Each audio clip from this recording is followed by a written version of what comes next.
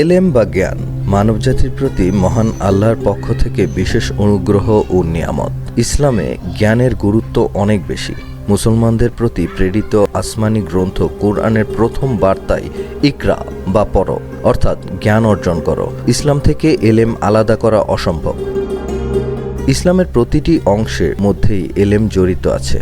এছাড়া যথাযথভাবে ইসলাম পালন সম্ভব নয়। ব্যক্তি জীবনে, পারিবারিক জীবনে, সামাজিক জীবন, রাষ্ট্রীয় জীবন, যে কোনো ক্ষেত্রেই এলেমের প্রয়োজন আছে। এজন্যই সর্বপ্রথম কোরআনে এলেমের কথা বলা হয়েছে। আল্লাহ বলেন, পড়ো তোমার প্রতিপালকের নামে, যিনি সৃষ্টি করেছেন মানুষকে আলাক থেকে। পড়ো তোমার প্রতিপালক মহান, যিনি কলমের সাহায্যে শিক্ষা দিয়েছেন মানুষকে, যা সে জানত না। সূরা আলাক আয়াত 1 থেকে 5। এলেম প্রসঙ্গে অন্য আয়াতে আল্লাহ বলেন, তিনি মানুষ সৃষ্টি করেছেন এবং তাকে জ্ঞানের বিশ্লেষণ ও বর্ণনা শিখিয়েছেন। সূরা আর রহমান আয়াত 3 থেকে 4। মানবজাতি আশরাফুল মাখলুকাত, নির্বাচিত হয়েছে মূলত জ্ঞানের কারণেই। অন্য সব প্রাণীর উপর শ্রেষ্ঠত্ব, কর্তৃত্ব, নেতৃত্ব যাই বলি না কেন, তা সম্ভব হয়েছে এলেমের মাধ্যমে। এলেম অন্বেষণকারীকে হাদিসের ভাষায় বলা হয় তালেবে এলেম।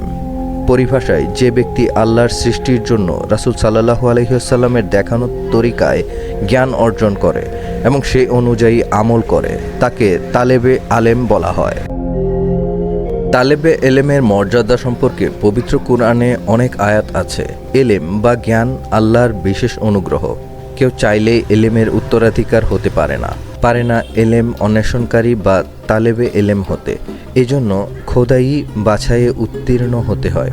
আর আল্লাহ তাকেই এলেমের জন্য মনোনীত করেন, যার জীবন দুনিয়া ও আখিরাতের কল্যাণ দিয়ে ভরপুর করে দিতে চান। বুখারীর বর্ণনায় রাসূল সাল্লাল্লাহু আলাইহি ওয়াসাল্লাম বলেছেন, আল্লাহ তাআলা যার কল্যাণ চান তাকে দ্বীনের সঠিক এলেম দান করেন। বুখারী হাদিস নাম্বার 71।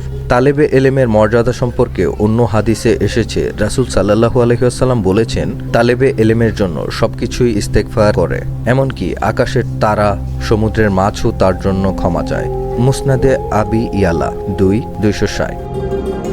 এলেম অন্বেষণকারীর পায়ের নিচে নূরের পাখা বিছিয়ে দেওয়া হয়। সাফওয়ান রাদিয়াল্লাহু তাআলা আনহু বলেন, আমি রাসূলুল্লাহ সাল্লাল্লাহু আলাইহি ওয়াসাল্লামের কাছে আসলাম। তখন তিনি মসজিদে বসা ছিলেন। আমি তাকে বললাম, হে আল্লাহর রাসূল, আমি এসেছি এলেম অর্জনের জন্য। তিনি বলেন, তালেমে এলেমকে মারহাবা। নিশ্চয়ই তালেবে এলেমকে ফেরেশতারা ঘিরে রাখে এবং তাদের ডানা দিয়ে ছায়া দিয়ে রাখে। এরপর তারা সারিবদ্ধভাবে প্রথম আসমান পর্যন্ত দাঁড়িয়ে যায়। এসব কিছু তারা তালেবে এলেমের প্রতি সম্মান দেখানোর জন্য করে। তাবারানী কাবির হাদিস নাম্বার 7347, মাজমাউজ জাবায়েত হাদিস নাম্বার 550।